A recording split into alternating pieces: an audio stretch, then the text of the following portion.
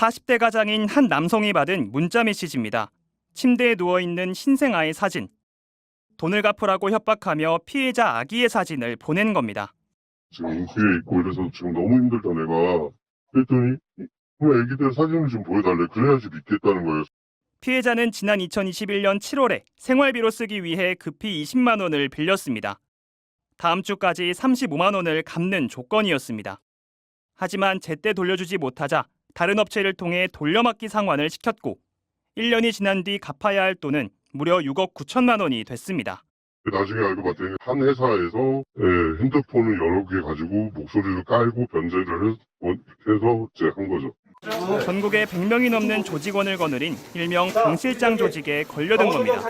범죄 대상은 코로나19로 경제 사정이 어려워진 영세상인과 취업준비생 등 제도권 대출이 힘든 사람들이었습니다. 법정 이율의 250배에 달하는 5,000% 이상의 살인적 꼬리를 뜯어갔습니다. 위험한 돈인데 써보겠냐. 그걸 왜 써. 이렇게 되지만 저희 같은 사람들은 쓰게 돼요. 돈 갚으라는 협박 전화는 밤낮을 가리지 않고 걸려왔습니다. 결국 131명의 피해자는 가정이 파탄나거나 극단적인 상황까지 내몰렸습니다. 이렇게 강 실장 조직은 2년간 피해자들로부터 500억 원을 뜯어갔습니다.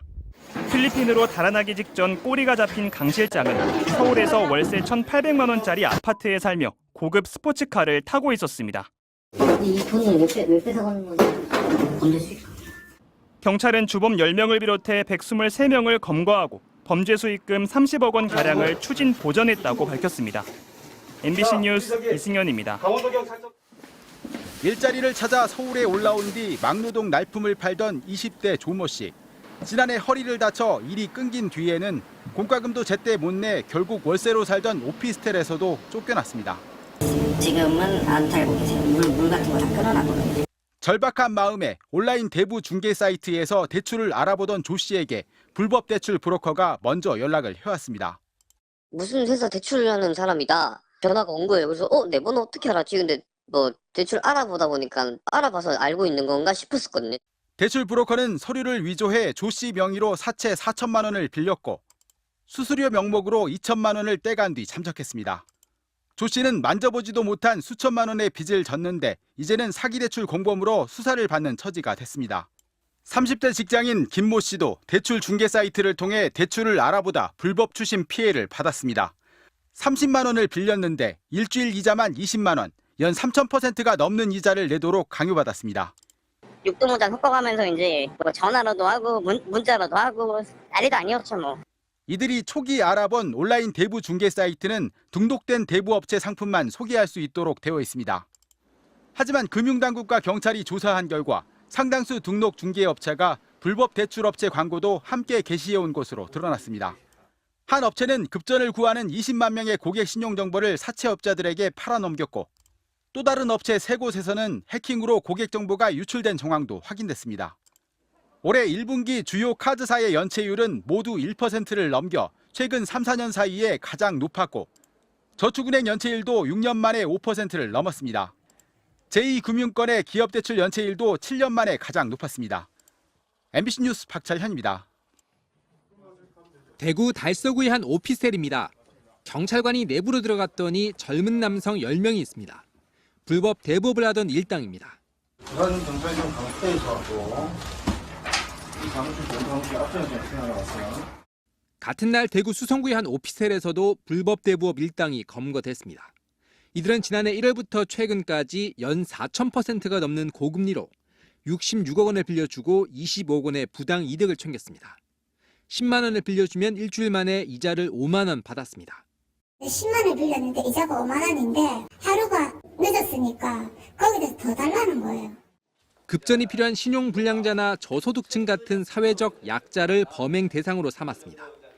돈을 갚지 않을 경우 미리 받아둔 피해자 나체 사진으로 가족과 지인에게 전송하겠다며 협박했습니다. 채무가 이행이 안 됐을 때는 그 사람들에게 이걸 전파를 하겠다. 그리고 가족을 어떻게 해코지를 하겠다. 이렇게 해서 채무를 변제를 받았습니다. 이들은 또 시민 11,000여 명의 채무불이행 정보가 담겨있는 불법 제작된 앱을 이용하고 담보로 받아둔 승용차를 채무자 허락 없이 해외 수출업자에게 팔아 넘기기도 했습니다. 경찰이 불법 대부업 조직 6곳을 적발해 15명을 구속하고 51명은 불구속 입건했습니다. 그러면서 불법 대부업체를 이용할 경우 고금리 채무 악순환에 시달릴 수 있다며 불법 대출로 피해를 당할 경우 적극 신고해 줄 것을 당부했습니다. MBC 뉴스 박준호입니다. 20대 남성의 집에 들이닥친 수사관들. 방 안의 남성에게 압수수색 영장을 보여줍니다. 영장 보시겠어요? 수사관들은 이 남성이 쓰던 컴퓨터는 물론 서랍까지 꼼꼼히 살펴봅니다. 방 안 곳곳에서 쏟아져 나온 건 통장과 차용증 뭉치. 이 남성은 2년 전부터 SNS에 대리 입금을 해드린다는 글을 올린 뒤 연락한 사람들에게 불법 대출을 해왔습니다. 특히 여성 고객을 유인하기 위해 남자는 안 받는다는 조건도 내걸었습니다. 급전이 필요해서 연락한 여성들에게 10,000원에서 30만 원의 소액을 빌려주고 이자를 챙겼는데요. 여태 돈을 빌려간 피해자는 330여 명, 원금만 2억 9천만 원에 달합니다. 이 남성은 특사경에 붙잡히기 직전까지 피해자들에게 이자 등 명목으로 3억 3천만 원을 이미 받아낸 상태였습니다. 법으로 정해진 최고 이자율인 연 20%에 1,400배가 넘는 29,200%의 고금리를 적용한 경우도 있었습니다. 예를 들어 10,000원을 빌리면 바로 다음 날 18,000원을 갚아야 하는 식입니다. 피해자들이 빌린 돈을 제때 갚지 못하면 가족이나 남자친구에게 알리겠다며 욕설과 협박을 해 연체 이자까지 받아냈습니다. 이번엔 경기도 고양시의 한 아파트 앞, 오토바이 앞에 한 남성이 누군가 기다리는 듯 서성입니다. 잠시 뒤 아파트에서 나온 또 다른 남성에게 무언가를 건네는데요. 물건을 건네받은 사람은 불법 대출 단속에 나선 수사관이었습니다. 이 남성은 지난 3월부터 6월까지 경기 고양시 일대에서 광고 전단지 8,000장을 돌린 것으로 조사됐습니다. 전단지를 보고 연락한 피해자들에게 돈을 빌려준 뒤 이자 등으로 3개월간 1,086만 원을 받아냈는데요. 최고 연 290%에 해당하는 불법적인 이자를 받아 챙긴 혐의를 받고 있습니다. 지난 4월부터 석 달간 경기도 공정특별사법경찰단이 적발한 불법 고금리 대부업자는 6명. 이들의 대출 규모는 21억 원에 이르고 피해자는 644명에 달했습니다. 경기도 특사경은 수사를 마무리하는 대로 이들을 검찰에 불구속 송치할 계획입니다.